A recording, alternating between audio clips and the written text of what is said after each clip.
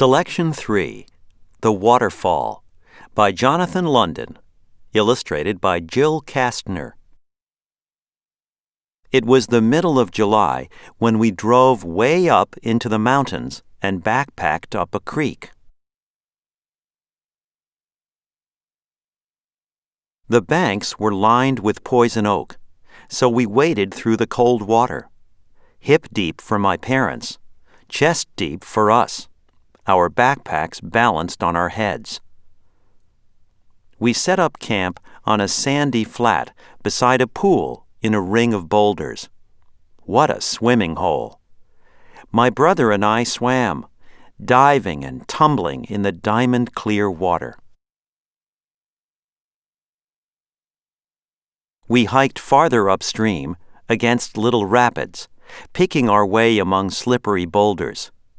Suddenly, we heard a roaring sound, and as we came around a bend, we saw what was causing it. A huge waterfall. It rose high above us, higher than the tallest pines.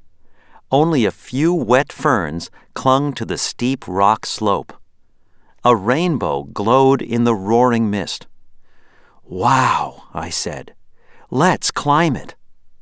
"No way," said Dad. "End of the road." We turned back, and that night we had a cookout and watched the sparks climb to the stars. I couldn't stop thinking about the waterfall and how much I'd like to climb it.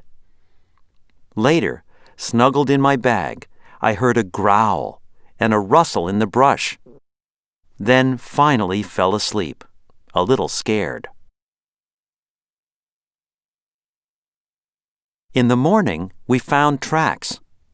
"A mountain lion," said Dad. "It must have come down for water."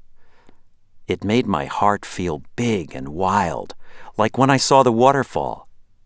"Let's go climb the falls," I said. "It can't be done," said Dad. "But let's go anyhow."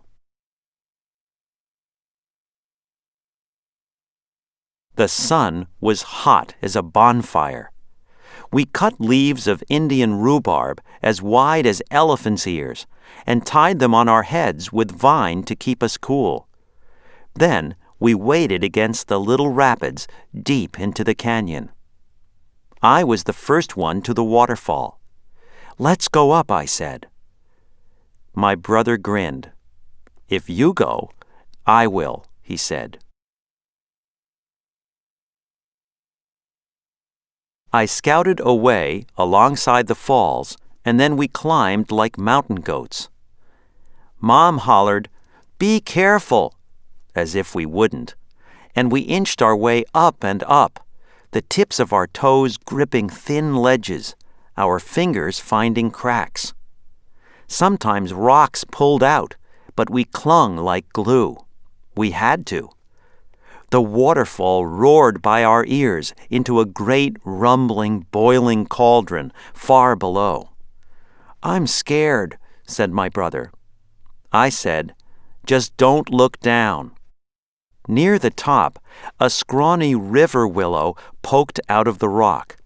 It was just the grip we needed to pull ourselves up, and over the edge.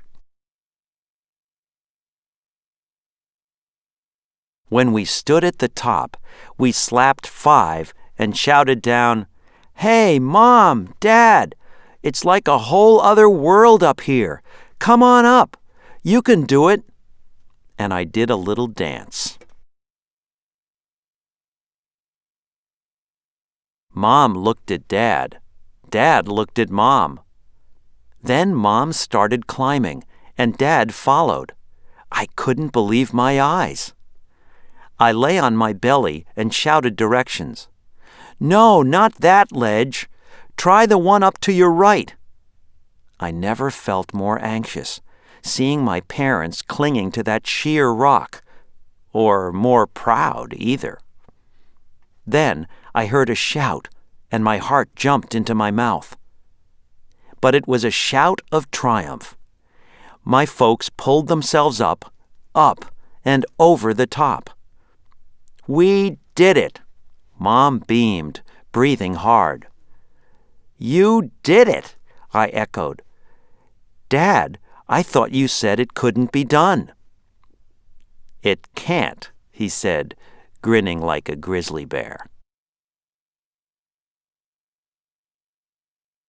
Then all together we continued upstream. Look, I shouted. A big piece of driftwood was wedged between boulders. It looks just like a dancer.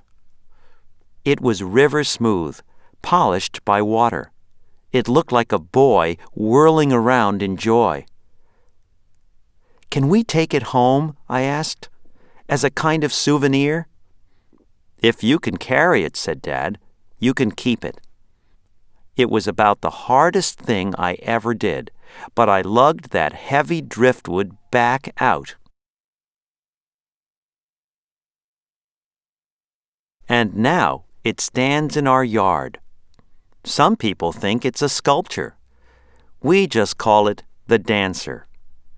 Whenever I look at it, it reminds me of the waterfall and makes my heart feel big and wild.